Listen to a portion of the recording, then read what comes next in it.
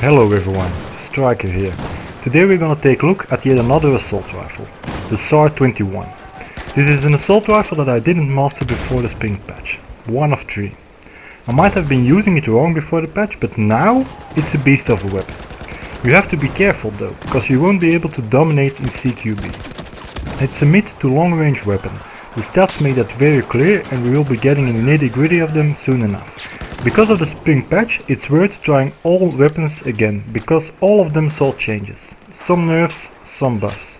Maybe there now is a new gem out there. Let's get to the stats.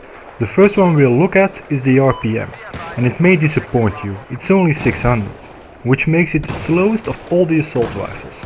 So now you might think, why was I so excited a minute ago about it again? Remember, I said it won't do good in CQB, it's a longer range weapon. The damage model is the standard assault rifle model with 24.5 damage up to 12.5 meters and a minimum damage of 18 at 60 meters and further. Nothing special there. The muzzle velocity is 650 meters per second. This puts it at a tight second place for the assault rifles. You can already see a trend here. A low RPM with a high muzzle velocity. If the gun now has low recoil, it would be a perfect long range assault rifle. And boy does it have low recoil. But let's take a look at the reload times first. With a 2.3 second reload, if you have a round in the chamber, it isn't the fastest but not the slowest either.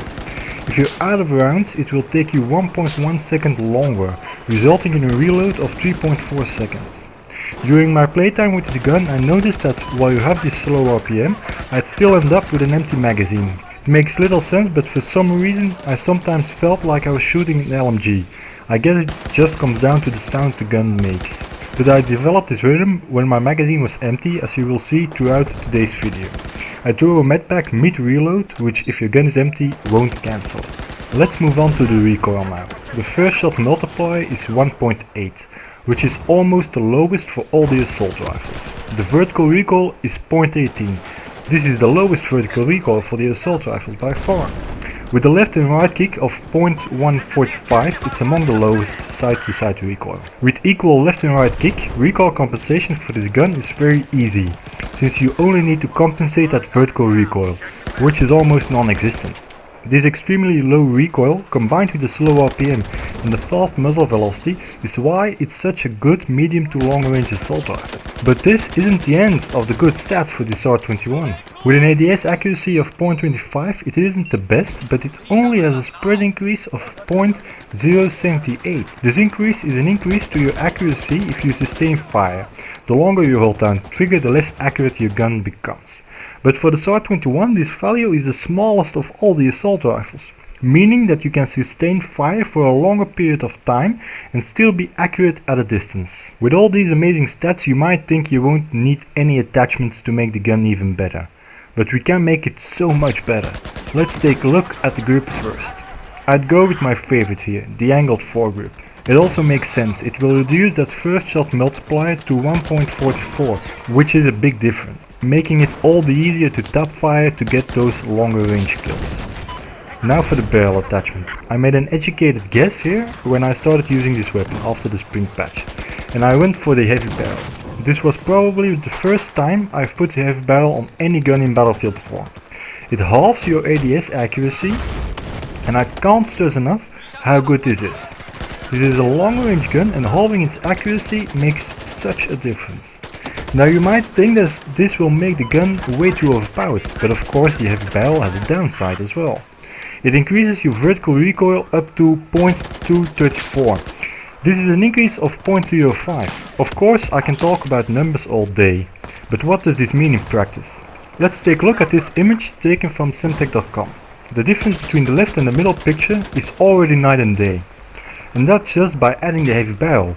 The first shot, shown in green, is way more accurate, and follow-up shots, shown in yellow to red, are as well, reducing that cone of fire. But the increase to the vertical recoil is apparent. Adding the heavy barrel creates sort of a dead zone between the first and the second shot. This isn't good, because countering that initial burst of recoil can be hard with a joystick. And that's where the angled grip comes into play. This is shown in the right picture. It almost completely removes this dead zone, making the recoil pattern way more compact. For the sight, you might also want to go for something unusual. namely the 4x scopes. Of course, normal red dot sights will always work even with this gun. But because of its low recoil and long range capabilities, you can also get away with that 4x scope. It's probably one of the only assault rifles I would recommend a 4x scope for. If you use this 4x scope, I would recommend the canted iron sights, and because of these reasons. First up, you don't want to find yourself in a situation where you want to hip fire, because that's not the strength of this gun, so laser sights are quite often redundant on this weapon. But if you would find yourself in a situation where the 4x scope just gives you a bit too much zoom, a canted iron sight might help you out. Since otherwise this slot would remain empty, you might better put it on, even if you hardly use it, because it doesn't have any negative attributes to it.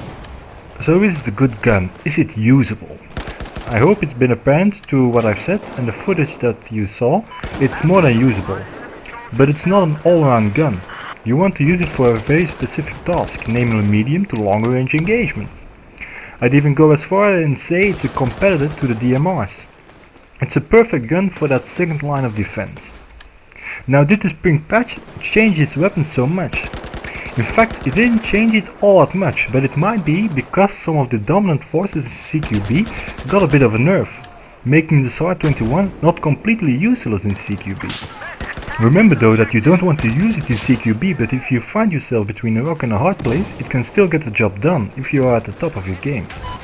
That was it for this review. If you liked the video, please be sure to leave a comment or like it. And if you are curious about what is to come next, subscribe to this channel and I'll see you in the next one.